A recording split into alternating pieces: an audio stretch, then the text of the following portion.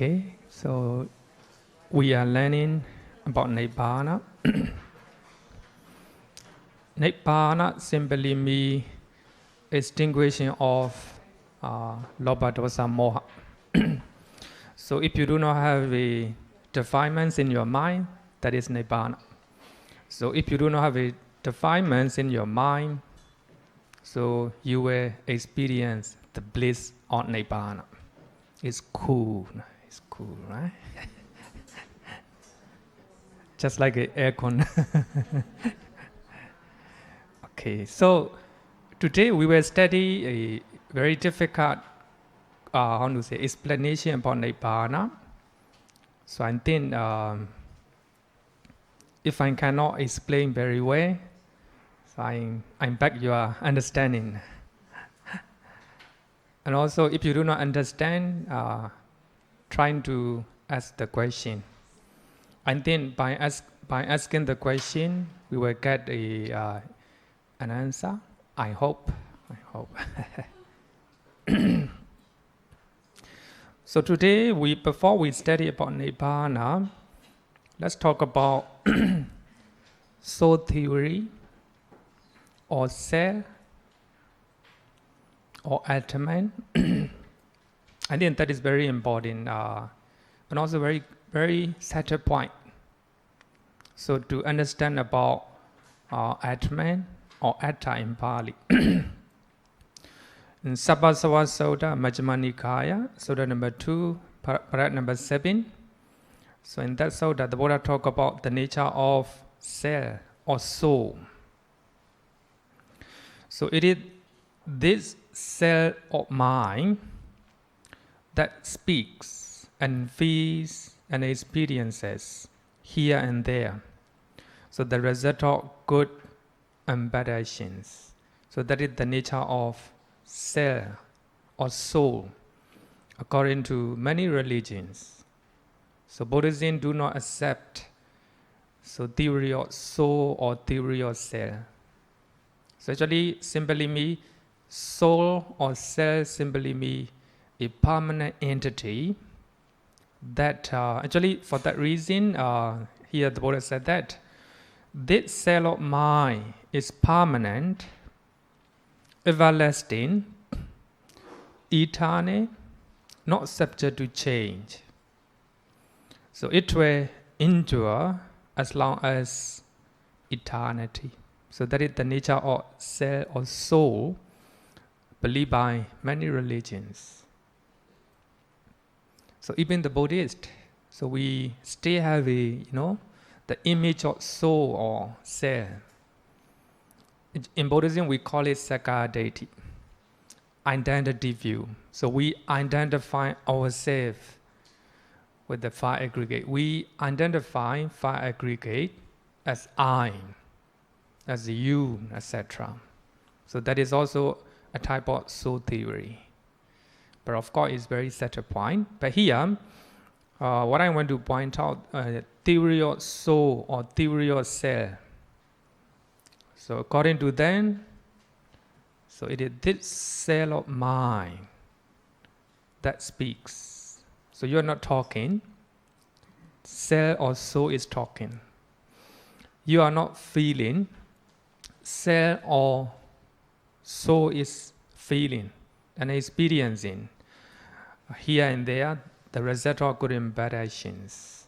So actually, what they believe is there is a type of permanent entity. It's called self or soul that they experience good and bad deed. So if you can beautify your soul or self, so your soul is getting pure and pure. So at the end of the day, it will reunite with the super soul. So so that is the theory of self or theory of soul. So you understand? Any question regarding with the soul or self? So according to Buddhism, we don't believe there is a permanent entity. There is a permanent entity. Everything arises and passes away. The nature of nature. Question? No question, right? Okay. I hope, I assume you understand. Because actually we're supposed to learn last week, we talk about Nibbāna element, two type of Nibbāna element. So I think this is a very such a point, a very difficult point. So as a Buddhist, we must understand what is the definition of Dhamma. So actually, we always use the Dhamma, your Dhammam Pasati, Somam Pasati. If somebody understand the Dhamma, they understand the Buddha, right? They see the Buddha. If they see the Buddha, they see the Dhamma. So the Dhamma is very important. So actually, we always call Buddha Dhamma, Buddha Dhamma, teachings of the Buddha. So here, Dhamma is similar to Dhātu. Actually, Dhamma and Dhātu are the same in a higher sense, higher definition. So to reject the idea of soul or self, Ātman in Sanskrit, atta in Pali. To reject the idea of soul or self, so the Buddha used his teaching as a Dhamma. Dhamma means the reality that bears its own intrinsic natures. So they have their own intrinsic natures. Mental factors, they have their own intrinsic natures. Feeling, experience, the object.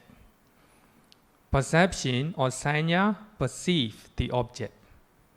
And also consciousness, know the object. So actually they have their own characteristics. The art element and solidity. So it has its own characteristics, intrinsic nature. So Dhamma simply means the reality that bears its own intrinsic natures. So intrinsic nature or absence of being or absence of soul. So there's no permanent entity that lasts forever. Everything arises and they have their own intrinsic natures and they pass away. They pass away. So that is Dhamma. Dhamma is intrinsic natures. So there's no any creator God. For that reason, the Buddha said that Sabbe Dhamma Anattati Yatha Panyaya Pasati Atta Nibbāna Dukkhe Esa Maggo Visuddhiya. All phenomena, mentally or physically, or mental or physical, any kind of phenomena, here including Nibbāna. All phenomena are without self or without soul. So when the Buddha talk about suffering, when the Buddha talk about nature, impermanence, so the Buddha used the word sankhara. Sabbe sankhara dukkhadi. Sabbe sankhara anicchadi. So the Buddha used the word sankhara, all conditioned phenomena, including mental, physical, or consciousness, mental factor, the material phenomena. So all conditioned phenomena are suffering, dukkha. All conditioned phenomena are impermanent. But when we talk about dukkha and anicca, we don't have to take Nibbāna. Nibbāna is not a dukkha, not a suffering. Nibbāna is not permanent, not impermanent, sorry. Nibbāna is not impermanent. We can call it Nibbāna is permanent, always exist. So when the Buddha talk about dukkha and nature, the Buddha used the word sankhara. Sankhara means conditioned phenomena. So things that conditioned by the causes. So that is for sankhara. But when the Buddha talk about anatta, so the Buddha used the word Dhamma, not sankhara. So sabbe Dhamma anattati. So all phenomena are without self or without soul. So here the Buddha used the word Dhamma, phenomena, that means including Nibbāna. All mental, physical phenomena, including Nibbāna, are without self or without soul. So that what the Buddha wants to say is, Nibbāna, Nibbāna is not suffering. Nibbāna is not impermanent. If we, but somebody will understand that Nibbāna has, a slight degree of soul or self. We always say that all conditioned phenomena are impermanent. But Nibbāna is not conditioned phenomena. It is unconditioned, asankata. But it is not its soul. It's not like its soul. So according to many religions, soul and self is a permanent entity. It's permanent. But we also say that Nibbāna also permanent. But if we equate Nibbāna with the permanent, if we say Nibbāna is permanent, you might misunderstand with the soul theory. So for that reason, so the Buddha purposely used the word Dhamma. Sabbe Dhamma anattati. All phenomena, so that means including Nibbāna, are without self or without soul. Even though Nibbāna is permanent, it is not similar to soul or self. So commentary usually provide the definition of dhātu. Dhātu in English is the element. So we use the word Nibbāna dhātu, Nibbāna element. And last week we talked about two types of Nibbāna element. So the commentaries usually mention the definition of dhātu similar to the word Dhamma. So here, dhātu means intrinsic natures. Nibbāna also has its intrinsic natures. Other mental and physical phenomena also their own intrinsic natures. In that sense, dhātu, Dhamma, they have a similar definition. That is, having intrinsic natures, intrinsic characteristics. According to Hinduism, Nibbāna is the end of this material life. When your soul or self is purified, so you die in this life, this material life. So your purifying soul will reunite with the super soul, or Brahma, or what they call God. According to Hinduism, Nibbāna is the end of this material life.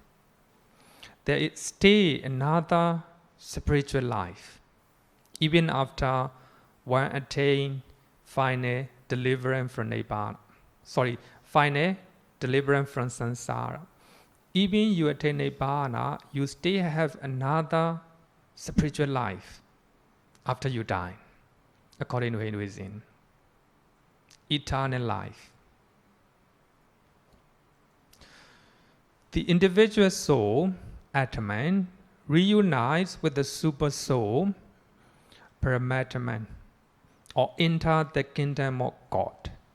Actually, these are not what I say. I just copy from the book.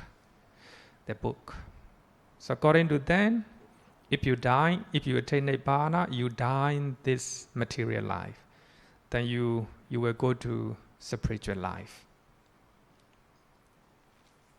So that means, so your soul, their soul reunite with the super soul, Impermanence, or enter the kingdom of God.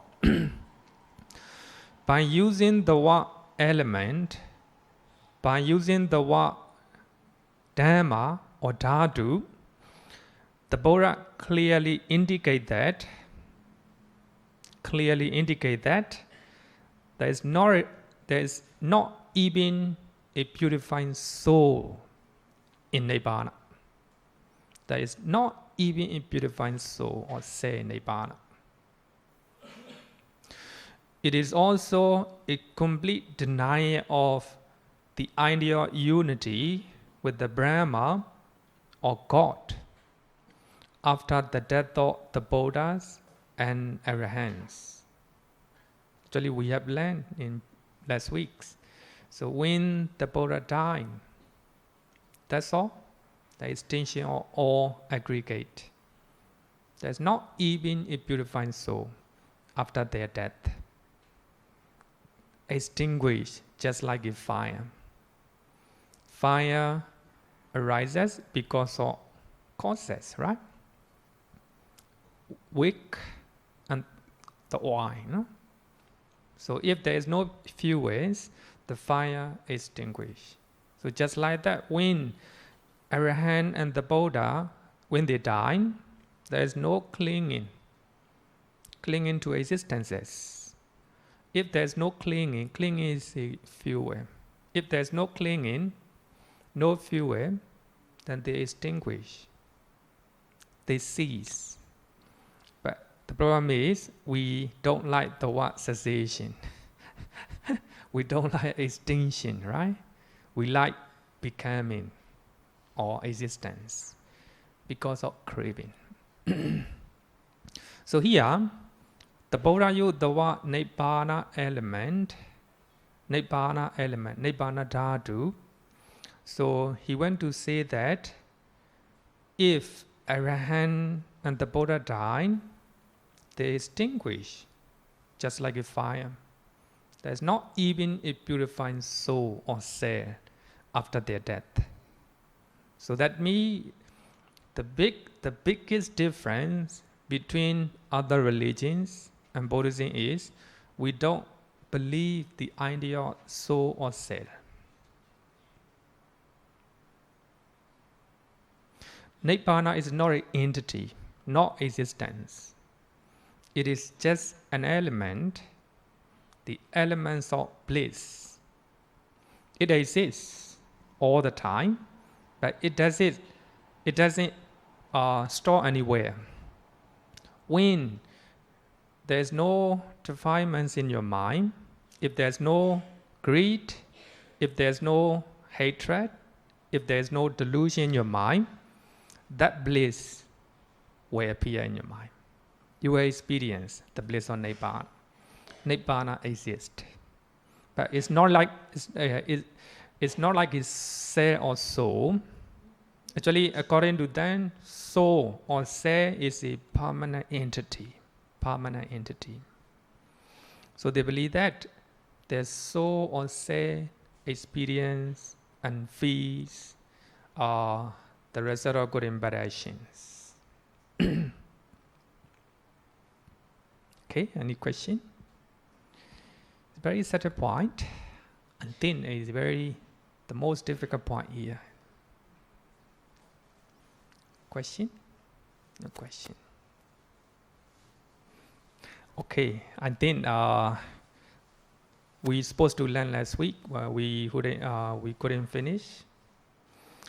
So I think today we will study a very beautiful kind of Nibbāna, the Momentary Nibbāna. Very beautiful, I think. I like this one. So Atta Sutta from Southern Nikaya, chapter 22, Sutta number 43. Chapter 22 is the aggregate. We have a 5 aggregate, right?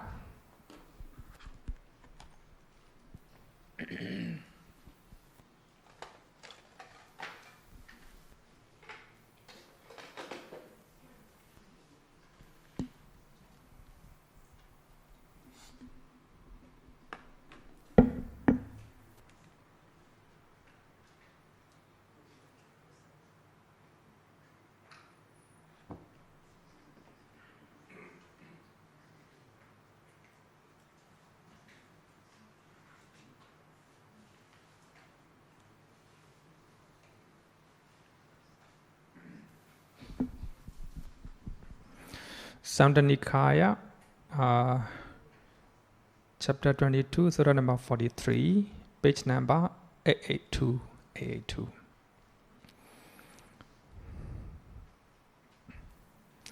Atta.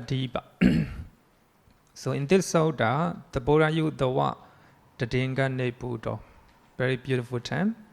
So actually I translate as a momentary Nibbāna. Also we can use the word professional Nibbāna, not a real Nibbāna, temporary Nibbāna or momentary Nibbāna. So Bhikkhu Bodhi translate as a Nibbāna in that respect. So the word Nibbāna is used to indicate the person who has attained Nibbāna. If somebody attained Nibbāna, Prinebhuto. Nibbāna, Prinebhuto. The prefix Tadinga means at that moment or in that respect, or temporary or momentary. So that means the momentary Nibbāna. So when you see the note written by Bhikkhu Bodhi, and he said that one attains the momentary Nibbāna as he or she quench or extinguish defilements with the insight, vipassana, at that particular moment. So if you can extinguish defilements in your mind with the vipassana insight, so at that particular moment, you attain momentary Nibbāna. As we always say that if you can extinguish defilements in your mind for 1 minute Nibbāna. 10 minutes Nibbāna. If you are meditating, if there's no defilements in your mind, momentary Nibbāna. Right?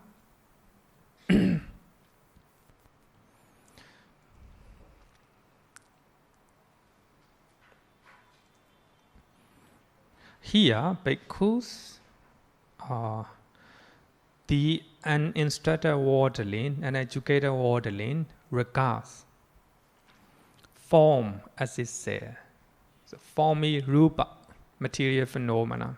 Not only your body, all type of material phenomena that you can see with your eye, that you can hear with your ear, the smell and taste and touch. So all these are material phenomena. So here, self or soul, atta. So an educated person regards form or material phenomena, especially your body here, your body. So you regard your body as a soul or self. You think that your body will exist forever? Some people. So here, other aggregates are also treated in the same way. So here we have 5 aggregates. Now we are talking about form, rupa, material phenomena. So also feeling. Some people regard their feeling as a self or as a soul. Some people regard their perception as a self or soul. Self or soul, according to many religions, is a permanent entity that exists forever. Permanent entity. Everlasting. Some people think that feeling is a self, perception is a self, or volitional formations, or consciousness, especially consciousness. Some people think that consciousness is a self. And some people think that self as a possessing form. Self possess as a possessing form. So there is a permanent entity called self or soul that possess this physical body. And also some people think that self or soul possess feeling, as we have learned in the Sabasava Sutta. So self also experience or feel good and bad result of your actions. Actually, this is very such a point, very such a point. I think for those who meditate, I think you will experience, so you will be able to understand better. And form as in self. Some people believe that the form is in self. In self also there is a form. Self as in form. So this is a, some people think that self also exists in the form. Some people think that form exists in the self also. Some people think that self or soul are the same. You cannot differentiate. They are the same. Like this. So some people think that feeling is a self, or perception is a self, or volitional formation or consciousness as a self. Some people think that consciousness exists in the self or soul. Like this. Some people think that self exists in the consciousness. Like this. So here, if we look at this one, for those who believe theory of soul or theory of self, so they identify soul or self with the five aggregate. We have a five aggregate: your physical body, and your feeling, perception, volitional formation, and consciousness. Either all five aggregates or one of them. If you identify one of the five aggregate or all five aggregate as a self or as a soul, that's a wrong view. We call it Sakkaya Deity, identity view. Normally, of course, for the Buddhists, we don't believe theory of soul, but still, you still have it. You trying to identify five aggregate as I, as you. But of course, in the conventional ways, conventional terms, we can use it. But ultimate term, there's no I, there's no you, there's no man, women, just five aggregate, just five sense bases. There's no person, there's no doer, just a group of five aggregate. If you identify five aggregate as you, as a person, that's also similar to theory of soul. A very subtle point. Only for those who have a deeper level of meditations, so they can remove that notion. Of course, at least Sotapanna, he doesn't have any Sakkaya Deity, identity view, because he himself realized the nature of mental and physical phenomena, the nature of five aggregate. Five aggregate are impermanent. There's no permanent entity. There's no permanent entity. So later, I think we will have to learn one sutta. One sutta. So these are, the Buddha talk about, these are wrong views regarding with the five aggregate. So that form of this change, that form of his rupa, here form is rupa. That form of his changes and alters. That feeling of his feeling, his perception, his volitional formations, his consciousness changes and alters. So that means all five aggregate are changing, altering nature. With the change and alteration of form, alteration of feeling, alteration of perception, volitional formation, and consciousness, if with the change and alteration of five aggregate, there arose in him sorrow, lamentation, pain, displeasure, and despair. If one of the five aggregate, the changing, you have a sorrow, lamentation. Suppose you have a pleasant experience in your body.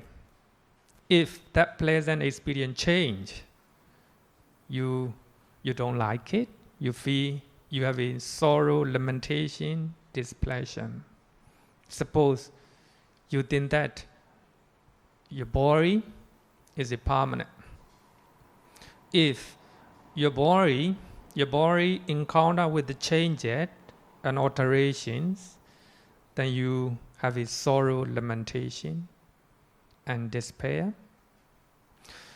If you understand that all five aggregate, whether it is a form, your physical body, your feeling, perception, volitional formation, consciousness, any type of five aggregate, you have an understanding and wisdom that all five aggregate are impermanent. If you have that understanding, if you have that wisdom, if you encounter with the changes and impermanent nature of five aggregate, no longer have sorrow, no lamentation, no cry, because you have wisdom. Actually, the Buddha teaches this is a very highest happiness, highest happiness. Even though five aggregate are changing or impermanent, it will not shake your mind. Your mind is very stable with the wisdom. You fully accept and fully understand that five aggregate. Your body, and the body of your family members, your feeling. Now, you have a pleasant feeling with the aircon, pleasant experience. Suddenly, aircon break down. Then you will have unpleasant experiences. So the feeling is impermanent. It changes and alters. It might change, If we encounter with the changes of aircon, you don't like it. You feel unhappy, sorrow, little type of sorrow, lamentation. So this is if you have an understanding, if you fully accept the nature of changes, the nature of impermanence, even though aircon break down, you will not suffer. Of course, physically you will suffer. Mentally, you're not suffering. Somebody in your family died. If you have wisdom, understanding that five aggregate are impermanent, and they have the nature of changes and alters. If you have a 100% understanding, you will not cry, because you accept it. Five aggregate means everything, everything. Form, physical form. Thing that you see, thing that you hear. Feeling, pleasant, unpleasant, neutral. Perception, your perception. Some people will have a good perception on you, but later on, their perception may change. Perception is impermanent. If their perception is changed to you, you feel suffer, because you don't understand the nature of impermanence, the nature of changes and alters. That's very, very, very subtle point there. So the Buddha is analyzing with the 5 aggregate. So one of the every aggregate is impermanent. So if you understand, if you identify either one of these 5 aggregates as a soul or cell, but here soul or cell means permanent entity, everlasting. If you identify 5 aggregate as a permanent entity, but they are not permanent, they will change, they will alter, right? But when the change and alteration of 5 aggregate, they arise in you, not in him, in you, then sorrow, lamentation, despair, and displeasure and despair will come to you. Will come to you because we don't have the understanding and wisdom. We meditate because to understand the nature of our mind and physical body. But bhikkhus, the Buddha said, but bhikkhus, when one has understood the impermanence of form, the impermanence of feeling, impermanence of perception, impermanence of volitional formation, and impermanence of consciousness, even consciousness, its change, fading away, and cessation. When one sees as it really is, as they really are, with the correct wisdom, here wisdom or understanding, it actually is. So their actual nature is impermanent nature. If you understand with the correct wisdom, 5 aggregate are impermanent. So if one sees as they really are with the correct wisdom, thus, in the past and also now, all form, all feeling, perception, volitional formation, consciousness is impermanent, suffering and subject to change. Then sorrow, lamentation, pain, displeasure, despair are abandoned.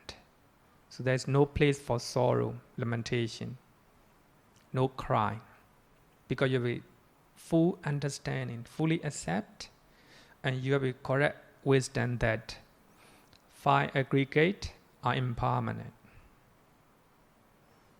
So if you have that understanding, so all type of sorrow, all type of suffering are abandoned.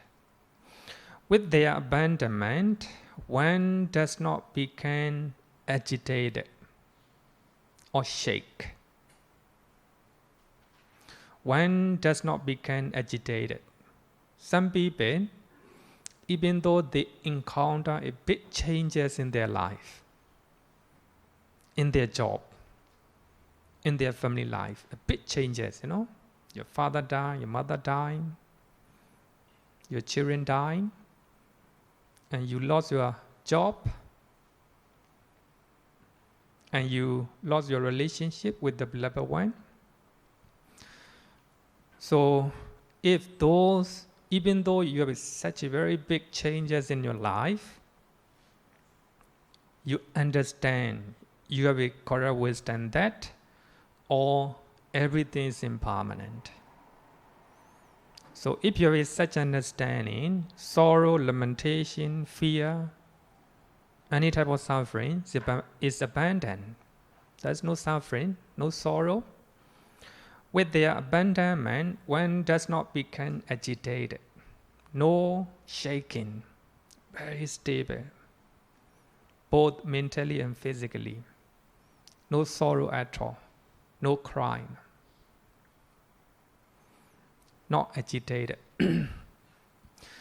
Being unagitated, one dwells happily. If there's no sorrow, happiness. No agitation, no irritation in your mind. Because of that, no sorrow. So no sorrow means you can dress happily. A bhikkhu who dresses happily is said to be quenched in that respect. So that means if there's no sorrow, you have correct understanding and wisdom that everything is impermanent. So if you have a correct wisdom, even though you encounter with the changes in your life, no sorrow. You're very stable, no agitation, no shaking. Then if there's no agitation, if you are stable, just like a stable pool, you can dress happily. So at that respect, at that moment, you attain Nibbāna. Nibbāna, momentary Nibbāna. Not a real Nibbāna. Momentary Nibbāna. In that respect. Because at that moment, you don't have any defilements in your mind. No sorrow, no lamentation. At that respect, cool, Your mind is cool. That's Nibbāna. All negative mental states extinguish, cease. That's Nibbāna. That's called momentary Nibbāna. For that reason, the commentary mentioned that you attain momentary Nibbāna because of insight meditation. Insight vipassana. Because you understand the nature of five aggregate as an impermanent nature, as a suffering, dukkha, as a non-self, anatta. That's vipassana. With the power of vipassana, your mind is not agitated, even though you encounter with the big changes in your life. Your mind is very still. So in that respect, at that particular moment, then you attain Nibbāna. That Nibbāna is called Taringa Nibbūda.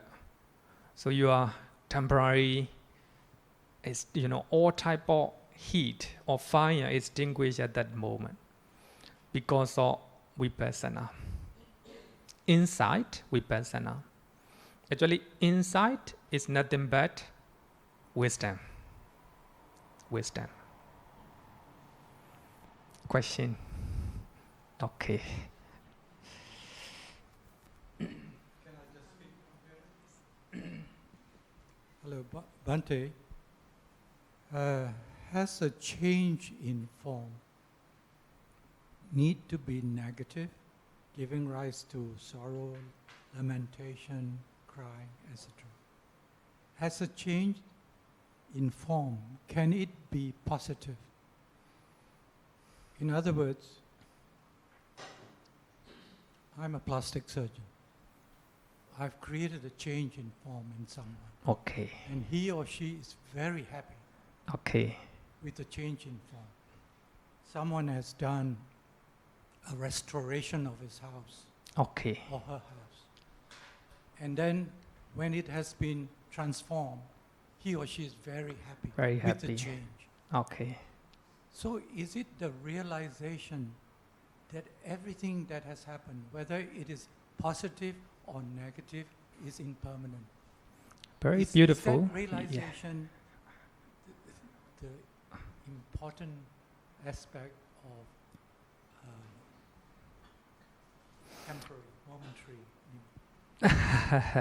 Okay, very good question. Sometimes changes. For that reason, we have three types of feeling, experiences. Feeling is a sensation or experiences. Pleasant feeling, unpleasant feeling, and neutral feeling. So when you transform somebody's body into a better,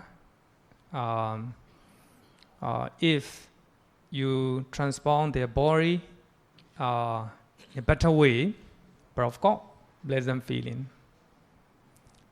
And if the change is not good, unpleasant feeling.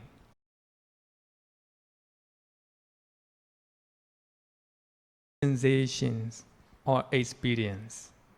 But of course, when we encounter with the pleasant sensations, a good sensation, a good experience, we feel very happy, right? Very happy. But that happiness is subject to change, impermanent. But of course, everything will change. Even such a very good feeling will change. If you do not understand the nature of impermanence, then you will cry. If that pleasant sensation or pleasant experience change. So I think a very good question. The changes can be good and bad. But of course, if people encounter with the good changes in their life, in their body, they feel very happy. They feel agitated. But here, agitation. So normally, sometimes we use elated, right? Elated.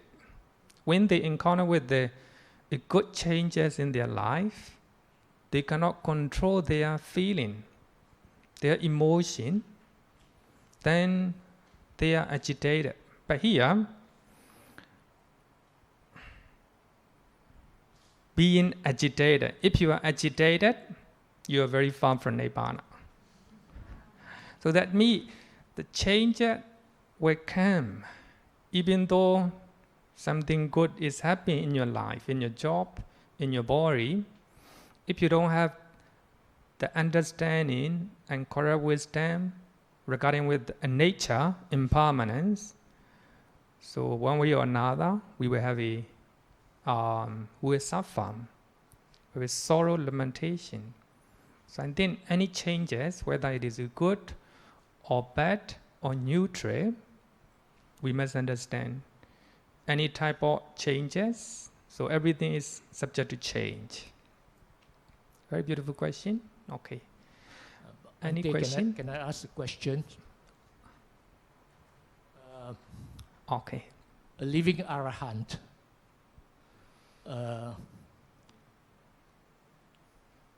Does he still have the five aggregate? Is he still experience the five aggregate? Does he have feeling? Does he have sad, sorrow feeling? Does he feel happy? If he has eaten good food, does he feel happy? If he has eaten some bad food, does he feel unhappy? So that's a living arahant. And a living arahant supposedly to be in Nibbāna. So my question to you is, has he still experienced the five aggregates? Okay, very good question. So here, we have to understand regarding with the feeling. So feeling is not an emotion, it is just sensation, experience. So Arahant and the Buddha, they also experience a bad weather, a good weather, and they know a good food, a bad food. But physically, of course, pleasant and unpleasant. But mentally, they don't have any like and dislike. They don't have like and dislike. So that means, even though they eat a good food, no craving. They eat the food because it is necessary to sustain their body, that's all. Even though they eat a bad food, no dislike, no hatred, no anger. So they eat even the bad food with a stable state of mind. So here, I think we have to understand that Arahant and the Buddha, they experience pleasant and unpleasant feeling or Vedana, but they don't have defilements or negative mental state, like and dislike. Even like and dislike, they don't have it. They eat it out of necessary. And we were once Sutta in Sutta Nikaya in Vedana Sanyutta, chapter 36, Sutta number 6. So in that Sutta, the Buddha talk about distinction between normal person and Arahant. So normal person, when they experience a pleasant feeling, they have a they have a greed, they like it. When they experience unpleasant sensation or good weather, anything, and they don't like it, they are angry towards such a unpleasant feeling. But when, for Arahant, whether they experience good or bad sensations or good or bad food, they don't have any craving and they don't have any hatred. They just eat it. But here, I think I'm very often explaining the nature of Arahant and the Buddha. In Abhidhamma, we call it Kriya Cheda. Kriya Cheda. Functional consciousness. So whatever they do it, whatever they do, whatever they speak, whatever they think, they do with the functional consciousness. They will speak because it is necessary. Even though people will hate them, if they think that they should speak, they will speak up. Even though they do, people will hate them, but still they do it because if it is a timely to do, it is a right time to do, and it is a, right thing to do, they will do it. There's no craving, there's no hatred, there's no delusion. They do something with the wisdom or full understanding. So if you have wisdom, that means you don't have a delusion. Then if you do, when you speak, wherever you do, and they don't have a greed or craving. So normally we think that if I do this, I will get this one. They don't have it. So they speak, they do, is also necessity. It's very beneficial. And they speak, even though the listener may not like it. If it is a timely, if it is a truth, it is a beneficial, they still do it. They still do it. So actually we call it Kriya Cheda. A very beautiful term. So in their actions, whether they're talking or whether they are doing with their body, without delusion. Without delusion means with the full understanding and wisdom. Without greed. They don't have any expectations. So they want the welfare of many people. That means no lobha. And they don't have any hatred toward a person or toward anything that's without dosa. So if there is no lobha, dosa, moha in our adhipatis, so that will be very beneficial for us. So that is the nature of Arahant and the Buddha. They speak because they should do it. No expectation, no hatred, no greed. And they do something because they think that is beneficial. So for normal people, we do with a lot of expectations. We speak with a lot of expectations. Sometimes if we don't like dosa, and we will use unpleasant speeches, right? Sometimes if we think that we will lose something by taking action, and we do not do it. So that is the nature of normal passing, right? Normal passing. Okay, so thank you for the questions. Oh, now one more question, okay. Okay, so we are now learning.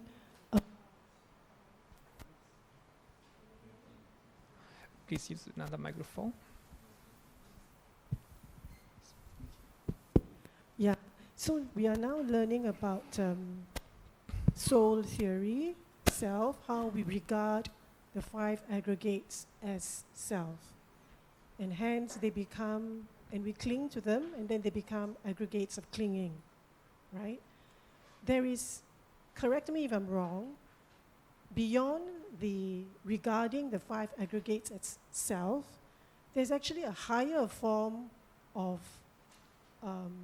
clinging to self. The five aggregates of self are eradicated at the Sotapanna level, right? But at the Arahant level, and this is where I read, so I just want to verify with you. At the Arahant level, conceit is the last to go. And conceit is actually a lot more insidious, meaning it's a lot more harder to see and to eradicate than just, mere five aggregates, so to speak. Conceit meaning I am. Because a lot of the things that I realize in life, around me and even myself, everything that is a defilement, at the end of it, there is that sense of I am. I am. Conceit meaning okay. I am, mana. I am somebody. Yeah. I am so rich. I am so clever. Listen to me. I have all the right answers. So actually, the sense of conceit, mana, I am, is way more dangerous and more insidious and harder to correct and eradicate than the five aggregates. Am I correct? And that's why conceit is eradicated at Arahant level, and the five aggregates, they are eradicated at the stream entry level. Even conceit itself is a,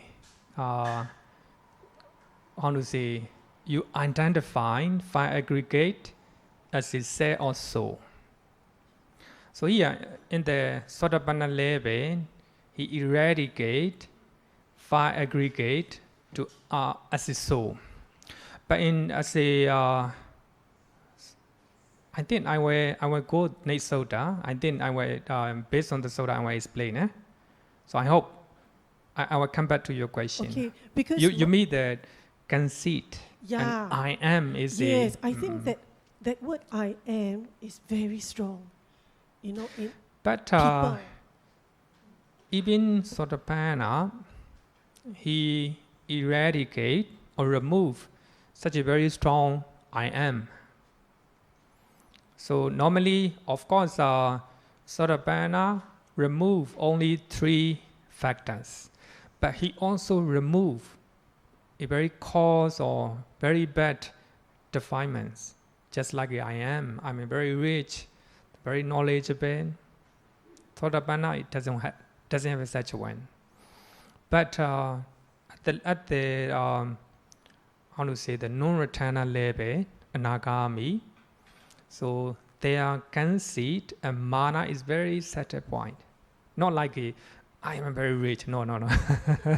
Such a one already eradicated by Sotapanna. So what is the conceit that is eradicated at the Arahant level? Since normally, mana can see me egocentric comparison. Even ego is not very strong, but here, I, the word, even the I. Then I will give you example of Venerable Anuruddha. And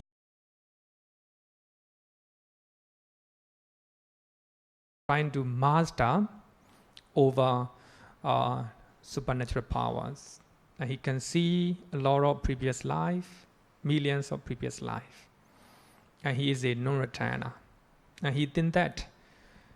As I can see, a lot of previous life, if I practice insight meditation, I will become arahant easily.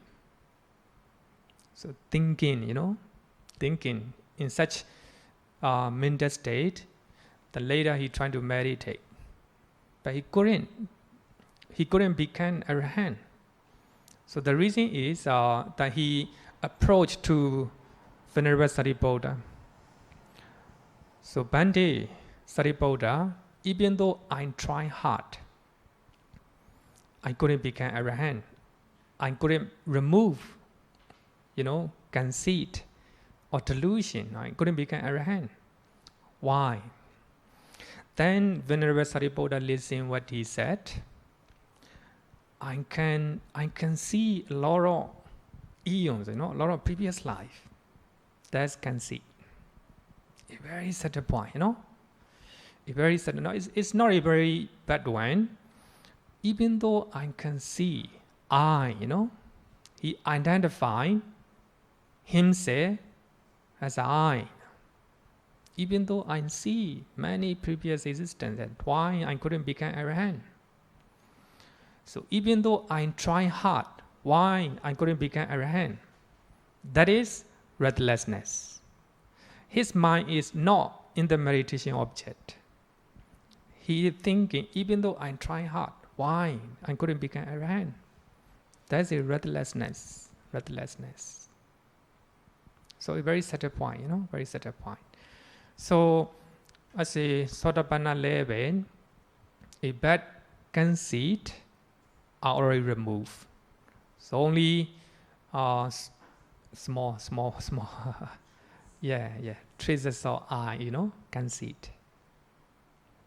Okay, so I think let's study next one. So actually next one is a nature soda. Impermanence, nature soda. Bhikkhus, form is impermanent, nature. And feeling, perception, volitional formation, and consciousness is impermanent, nature. What is impermanent is suffering.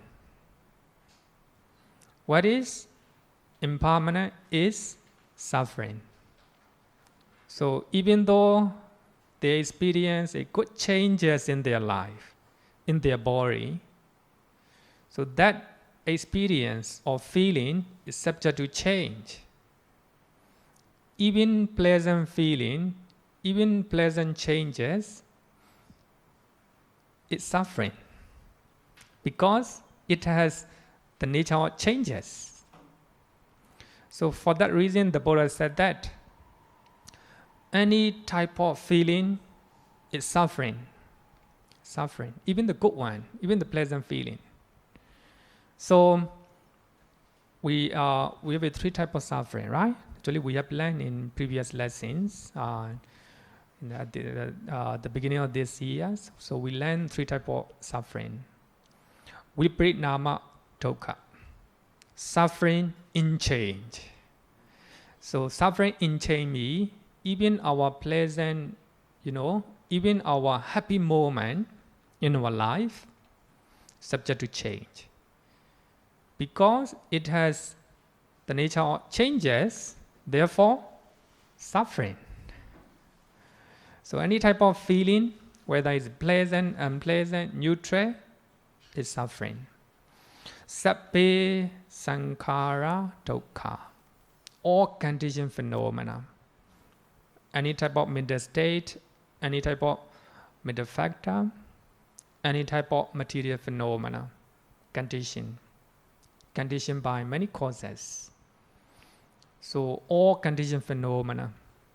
That means all conditioned or all mental and physical phenomena, they are subject to change. For that reason, they are suffering.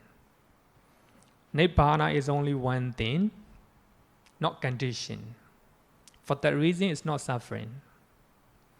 Not suffering.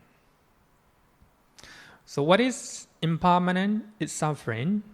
For that reason, other than Nibbāna, the rest are suffering. Even Magga and Phalaccheda, they are suffering. Because Magga arises and disappears. Phalaccheda arises and disappears. They have the nature of changes and alters. For that reason, they are suffering. But commentary doesn't want to use Magga as suffering. No. Actually, according to Buddha, any type of mental and physical phenomena that has conditioned or conditioned by the causes, that is suffering. So that means including Magga and Phalaccheda. Even supramundane consciousness is suffering. Because here, the Buddha said that what is impermanent is suffering. Even mundane consciousness, supra-mundane consciousness is suffering because it has the nature of impermanence, arises and passes away. Actually, we have to look at the Sutta. The Abhidhamma and commentary doesn't want to accept it. So anyway, when you look at the Sutta, it's quite clear that any type of mental and physical phenomena other than Nibbāna, they are suffering.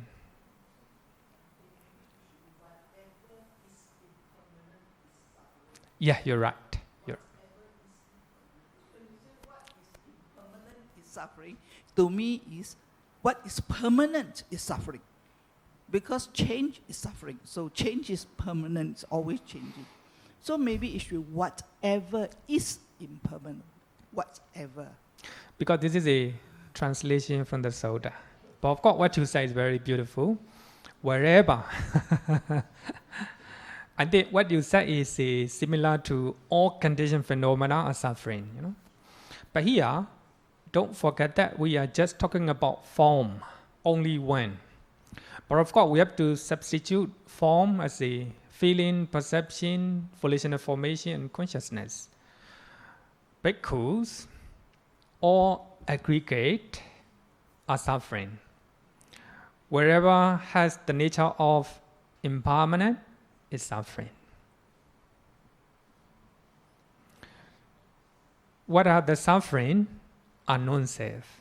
But of course, we can use plural form. But now we're talking about form, rupa. So when we talk about five aggregate, we have to change it.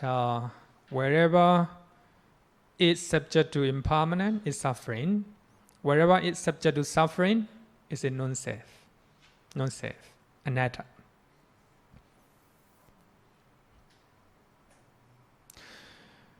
What is non-self should be seen as it really is, with the correct wisdom. That's correct wisdom.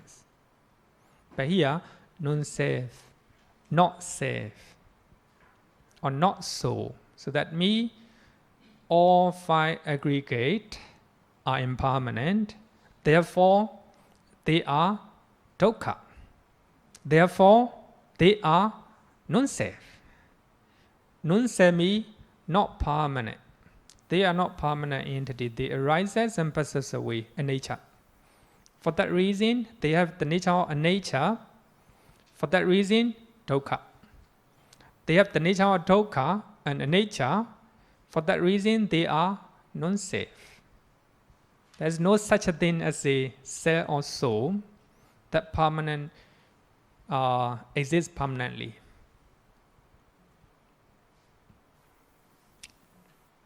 But here, your question here, this is not mine.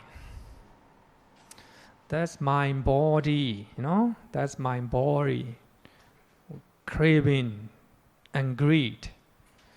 So I identify my body as I, based on my attachment. Because of that, if the changes, especially unpleasant changes, arises in my body, then I feel sorrow. I'm crying. Because I identify my body as I, Normally, when we use the word I, it's very dangerous. Very dangerous. Mind tembe.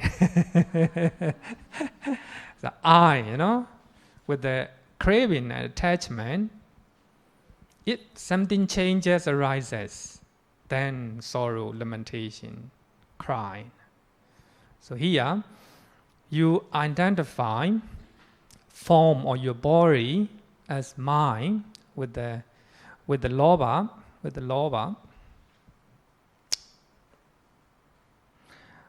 This I am not. So that me, normally, my body, actually, this I am not. So that means it's a conceit. That's conceit. Actually, my body is my body is how to say them? I am more handsome. I am, I am. I am more ugly. I identify my body as I am very ugly. Depression, depression came in, That is a, how to say it? For that reason, I am. A conceit, mana, is the source of problem. If I identify my body as I am, so that is mana. Compare my body with other people. Suppose a handsome guy is standing beside me. I am more ugly than that guy. Because of that, I feel sad. So I am conceit. I'm trying to compare, with that guy. I am poorer than that guy, Trying to identify, with the conceit, trying to based on egocentric comparison. You can compare with the wisdom. I am uglier than that guy. If you compare with the wisdom, there's no depression. You acknowledge you are more ugly, uglier than that guy. So there's no negative mental state in your mind. So I am less educated than that guy. You compare with the wisdom. That's not a conceit. That's not a mana.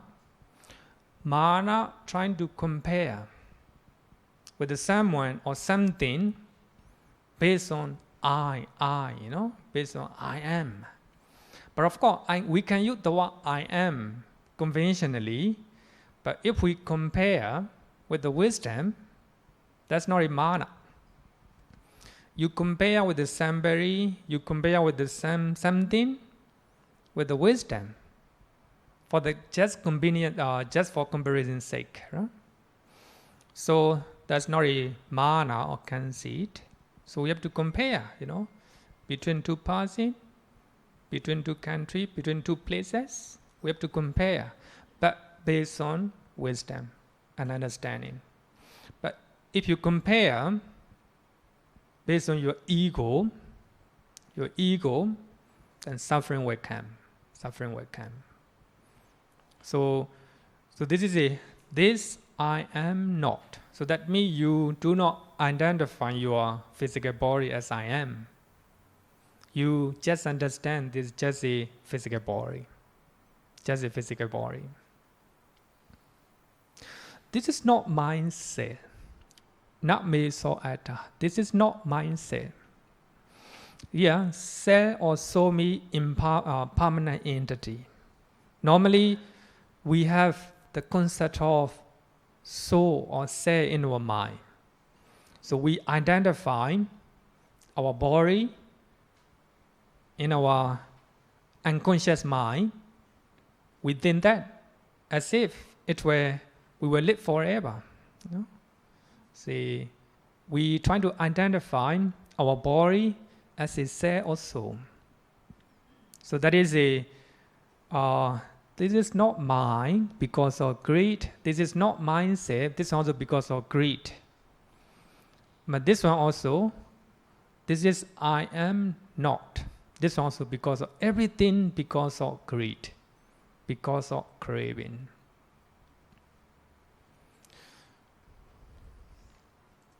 When one sees this, thus, as it actually is, really is, with the correct wisdom, the mind becomes dispassionate. There's no passion, there's no craving in your mind toward any of the five aggregate. You don't have any passion. So here, passion means craving or attachment toward your physical body and toward your feeling, perception, volitional formation, and consciousness. So your mind becomes dispassionate. If your mind is dispassionate, your mind is liberated from the taints or from the defilements by non-clinging. Non-clinging is very important. If you cling to your five aggregate, one of the five aggregate, so that will be the original suffering. If you cling to your body, if you cling to your feeling, perception, consciousness, volitional formations, or volitional formation, actually I like the word mental activities, sankhara. If you cling to one of the five aggregate, so that will be the original suffering. For that reason, the Buddha said that all five aggregate that are subject to clinging, in summary, the Buddha said, Sankhaitena panchuparanakkhana dukkha. In brief, so all five aggregate that are subject to clinging are suffering. If you don't have a clinging to a five aggregate, that's not suffering. Right? That's not suffering. So if there's no clinging, your mind is liberated from the taints. There's no lobha, there's no dosa, there's no delusion. For that reason, in Anatta Lakkhana Sutta, the second sermon of the Buddha, as you all know that, a group of 5 monks, they became Sotapanna after listening to the first sermon, Dhammacakkappavattana Sutta. Then the Buddha teach second sermon. That's called Anatta Lakkhana Sutta. Characteristics of non-self, anatta. And in this discourse, very important. So after listening second discourse, while this discourse was being spoken by the Buddha, the mind of the bhikkhus of the group of 5 monks were liberated from the taints by non-clinging. That phrase, particular phrase, talk about they all became arahant. They all became arahant. For that reason, Vinaya Pitaka recorded second sermon. So at the end of second sermon, and it said that there are 6 arahant in the world. There are 6 arahant in the world. Only 5 arahants. The Buddha, Namo tassa bhagavato arahato arahat. Arahant, Arahant. The Buddha also one of the Arahant. So regarding with the liberation, there's no difference. You attain a Nibbāna and the Buddha attained Nibbāna. The taste of liberation is the same. No different. Very beautiful, in Buddhism. But of course, the qualities, are different, totally different. Regarding with the citizenship, you and Mr. Lee Shin-lun, the same, right? But the quality different. Just like that, only one taste in Buddhism, the taste of liberation, the liberation.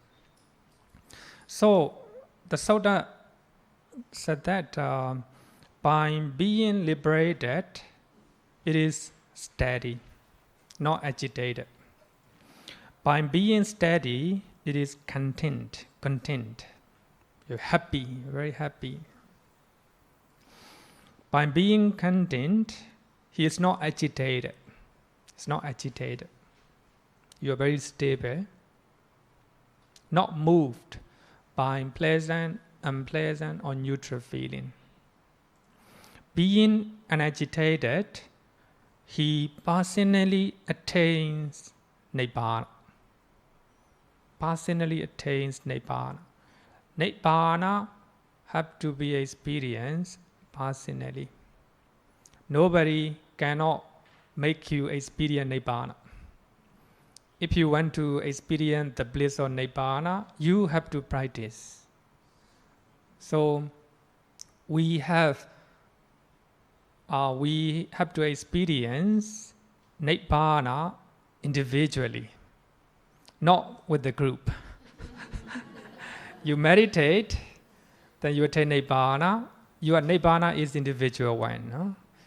You cannot share that Nibbāna with your relative. So for that reason, the Buddha said that I just show the way, I just show the way. Akkhataro tathagata. You have to do yourself. Tomehi kechan atapa. You have to do yourself. Akkhataro tathagata. So the Buddha are just the one who showed the way. You have to walk on that. If you attain Nibbāna, you experience your individual Nibbāna. You cannot share with that with other people. No. Pachatan viridabo venyuhi. So the wise people have to experience, can be experienced the Dhamma individually, no, personally. So that is a very beautiful. Actually, at the end of the Sutta, and the Buddha also said that he understands. Then after this one, being unagitated, he personally attains Nibbāna. Here, attains Nibbāna means he extinguishes all type of fires. Fire of lobha, fire of dosa, and fire of moha. Actually, we have been learning about Nibbāna with the many suttas, just trying to understand only one definition. So Nibbāna means extinguishment of all type of fire, or extinction of or cessation of all type of fire. If there's no fire in your mind, you will experience the bliss of Nibbāna. Very cool, We feel hot because of fire. I think it's a very easy and beautiful explanation about Nibbāna. Sometimes we make it very complicated.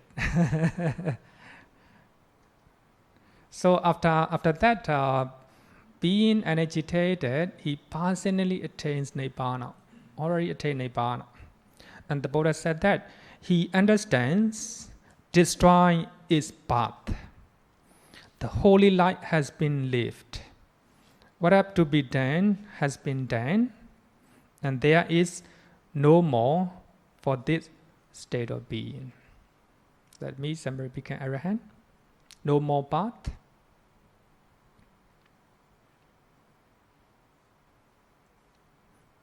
What is liberation? The concentration where enable one to see the mental and physical phenomena. In other words, 5 aggregate in their true natures.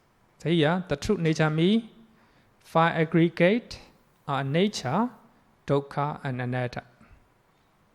As long as you do not see that real nature of 5 aggregate, then you will have suffering. You have a suffering. The difference between arahant and normal people here also. So if we encounter with the changes, we cannot accept. We do not have a wisdom, and they have the nature of changes or impermanent. For that reason, we have a lot of mental and physical suffering. So for arahant, they have a full understanding and full acceptance that everything is impermanent. So when they encounter with the changes in their life, no move, no suffering, no suffering. So that is different between arahant and normal people. But here, so So if we have a concentrations, you will see the real nature of mental and physical phenomena in their true natures. The true nature means arises and passes away. You meditate because you're trying to develop your concentrations. So if your concentrations deepen, you will begin to realize your mental and physical phenomena arises and passes away. They have the nature of a nature. Because they have the nature of a nature, therefore they are dukkha. Because they are a nature and dukkha, they are anatta. So they are linking each other, So the most important thing is we must try to understand the nature of a nature. If you understand the nature of a nature, you will realize the rest. So the most important thing is the nature. For that reason, in Aukhantika Sanyutta in Samyutta Nikaya, and chapter 25, the Buddha talk about how somebody became Sotapanna, stream interim, by seeing a nature. A very beautiful discourses. Chapter 25, I think. Chapter 25. So every discourses are linking each other, Chapter 25. Chapter 25. We have about 10 or 11 suttas, I think. So all talk about how somebody became Sotapanna. So these are the guidelines for you to practice. Even though you do not become Sotapanna, at least, you will be on the way. On the way means not difficult, trying to understand the nature of a nature. If you understand the nature of a nature, then you will have a less problem, less suffering. So if somebody have a samadhi concentration, they will see the nature of five aggregate in their true nature as impermanent, suffering, and non-self. In the deepest level of insight, vipassana, one will see that things are changing so quickly that we cannot hold onto anything. You cannot hold your mind because mind arises and passes away. You cannot hold to your body, it arises and passes away. At the deepest level of insight meditation, you close your eye, you're able to see the mental and physical phenomena arise and passes away. Very quickly that you cannot hold onto one thing.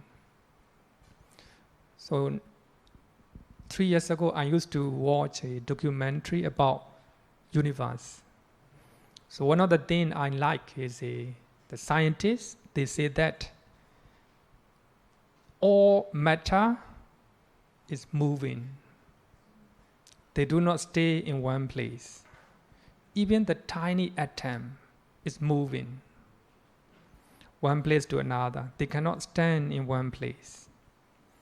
Actually, they are not moving. They arises and passes away. Scientists, they see with a very powerful microscope. What they think is even the tiny atoms moving. Actually, it's not moving. A nature. When atom arises and passes away, another atom replaces. Scientists, they think that they are moving. Actually, everything is a nature. Even the tiny one, Tiny one. So, in the deepest level of insight, you will understand the nature of impermanence. So everything is changing so quickly that you cannot hold onto that. The mind very quick, and physical phenomena in your body also very quick. you will understand. So when you go to meditation center, you will hear that a serious meditator, they're trying to analyze their physical body into different particles of their body. They clearly see with their insight wisdom, particles in your body arises in a different form and passes away, a nature.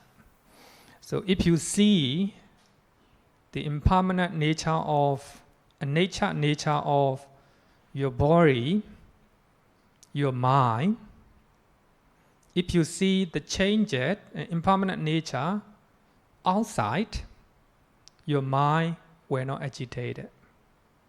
You will have a stable mind because you yourself see that every physical and mental phenomena, even in your body, subject to change, always change and impermanent. So when you encounter big changes outside, you clearly and quickly realize they are the same. Five aggregate are subject to impermanence. For that reason, they are suffering. For that reason, they are non-self. Non-self. Eventually, the mind let go of clinging. No clinging, because actually inside meditation, you really see that you cannot hold to anything. Arises and passes away. So there's no clinging. These mental and physical phenomena, in other words, five aggregate. Whatever you call it, six senses, whatever you call it. Non-clinging brings liberation from the taints. There's no taints, there's no lobha, dosa, moha. In this way, one attains unconditioned happiness. Your happiness will not be conditioned by any causes. So that is Nibbāna. That's Nibbāna. Don't feel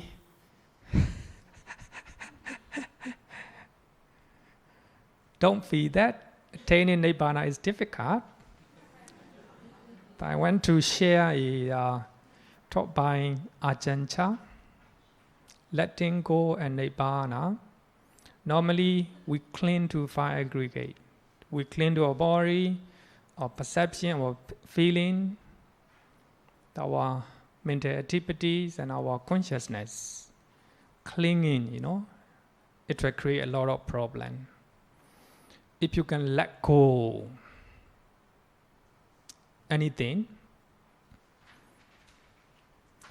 if you let go a little, and you will have a little happiness.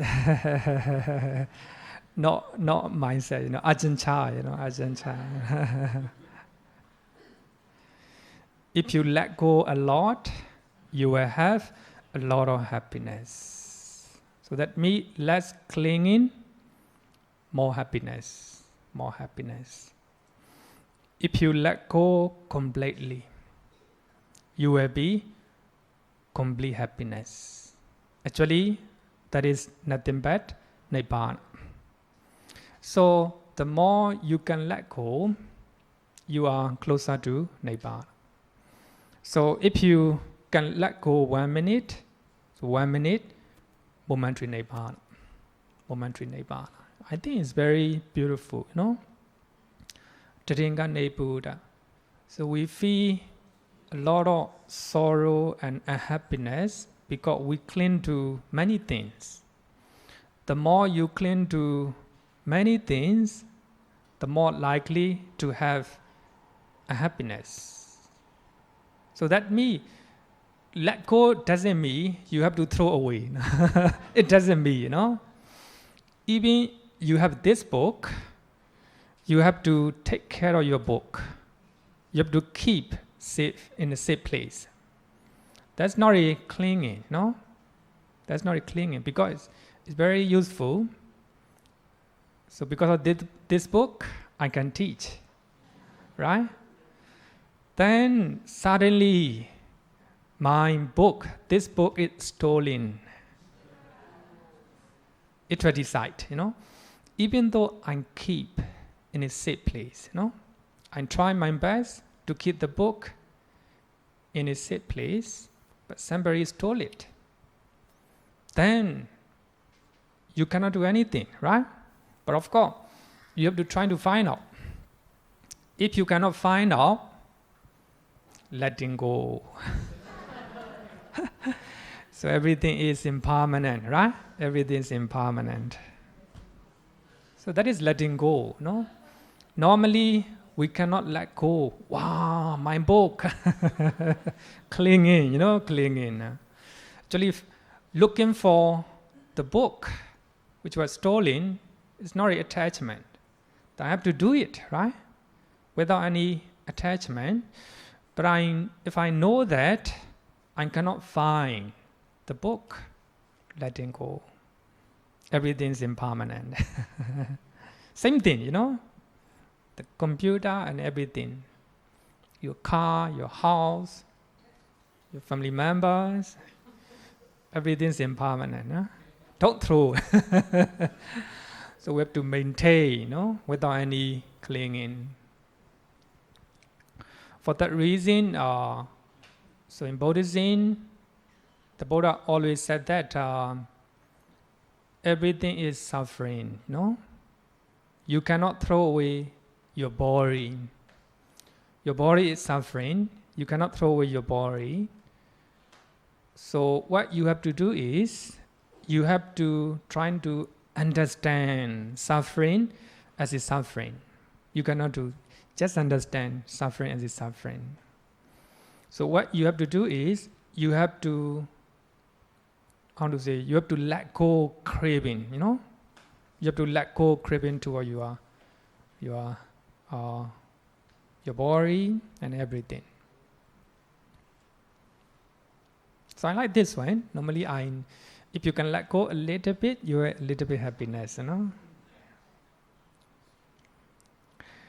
One time, one of the deva asked the Buddha, your disciples are living in the forest, living under the trees, not even the monasteries, under the trees. They eat only one meal a day. They don't have anything.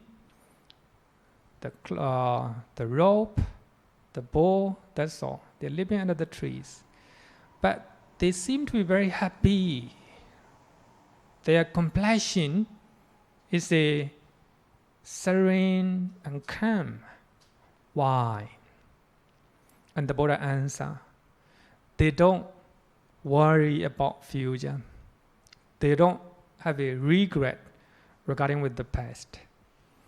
They stay in the present moment. Because of that, even though they don't have anything, they feel happy. Happy, They don't have any clinging, any clinging. Now, Nibbāna and fire metaphor. We'll come back to fire metaphor. If you can extinguish the fire lust, hatred and delusion a little, you will have a little peace and happiness, a little Nibbāna. Little Nibbāna. If you can extinguish those fires a lot, and you will have a lot of peace and happiness. If you can extinguish all of them, complete happiness and peace. That is Nibbāna. Nibbāna. Question? Any question? Okay.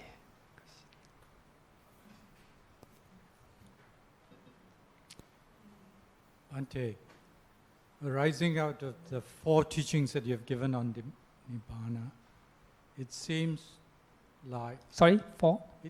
The 4 teachings, the 4 Dhamma talks you have given on Nibbāna. Can you hear me? Can you hear me? Yeah, can. It seems like it is the only thing worth achieving in this lifetime, because it is permanent, as you say. Everything else is impermanent. Yeah. So, and yet, that's not self. Yeah, you're right. So who is experiencing Nibbāna? Actually, there's not a person. There's no the one who experience. There's no the one who feel. Only five aggregate. If you think that there is a person, that's called Sakkaya Deity. You identify five aggregate as a person. So if you identify five aggregate as a person, as a you or he or she, that is because of wrong view. That wrong view will be the origin of the problem or suffering. Suppose you identify your five aggregate as the I, as the I. You think that I an experience. Then somebody is insulting you with the unpleasant speeches. That you identify five aggregate as I am, as I. He is insulting me. So because of that, why he is insulting me, Because of that you feel angry, You feel angry. So you are, we call it identity view. Identity view as a personality view. Sakkaya Deity is the cause of the problem, the cause of your anger. If you do not identify this aggregate, even though you encounter with the unpleasant speeches, you do not identify yourself. You know very clearly he or she is talking unpleasant speeches. Then you will respond with a clear comprehension and wisdom. If you think that responding is not necessary, then you will ignore. No anger. Because you do not identify your body as I, That's a very subtle point, very subtle point. For that reason, when we learn Nibbāna originations, Venerable Buddha Kosa, he composed a Pali poem, very beautiful. There is no creator God. There is no person who experience. Only phenomena alone flow. Only phenomena, mental and physical phenomena flow. There's no creator who create. Just phenomena going. There's no I. There's no you. So if you do not identify yourself as I, so you do not have any suffering. Even though you suffer a lot, if you can remove the notion of I, then you have a less, you don't have any suffering. Then I come back to Bhikkhuni Khema. Bhikkhuni Khema, she suffered cancer. Then she only two things clearly comprehend. She's going to die.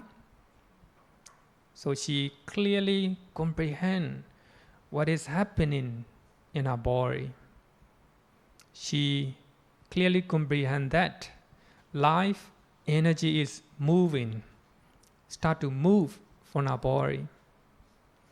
She do not identify her body as I, Light energy is moving from my body. She do not identify. She just know what is happening in her body. Light energy is moving.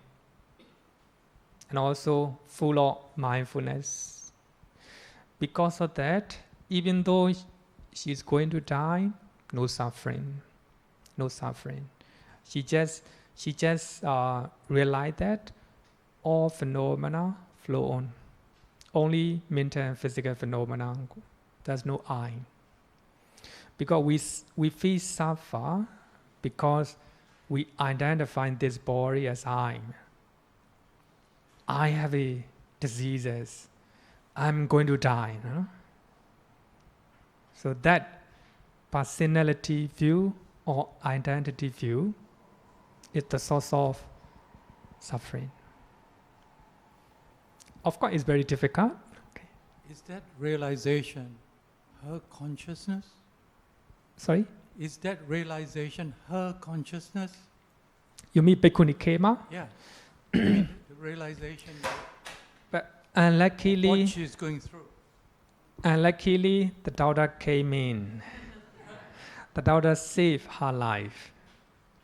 I think if the daughter didn't came in, she might attain realizations. Because at that moment, she does not identify her body as I. She just clearly comprehend wisdom. She has full mindfulness. What is happening at that moment. But if she died with that mindfulness and wisdom, she might become even arahant. If there's no clinging to her body, anything, so the consciousness or that consciousness do not have any footing, cannot establish anywhere. So that will be the end of samsara. But of course it's difficult. But she said that. If we can let go, let go, death is pleasant. If we can let go, here means no craving to our body, just knowing and mindfulness. If we can let go, death is pleasant. Because she does not identify her body as I am. Okay, so I think, thank you so much, and time is up. So next week, we will learn about Nibbāna happiness.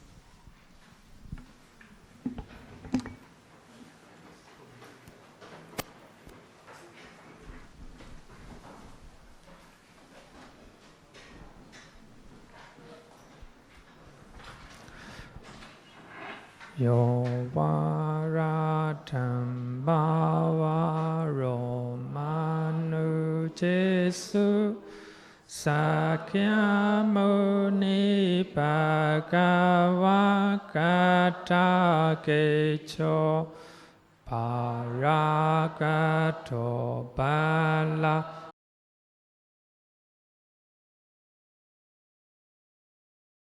Sukatan saranatamu Ragavi ragamanichamasokan Dhamma masangata mapatikulan Marurami mambagunan suwipatan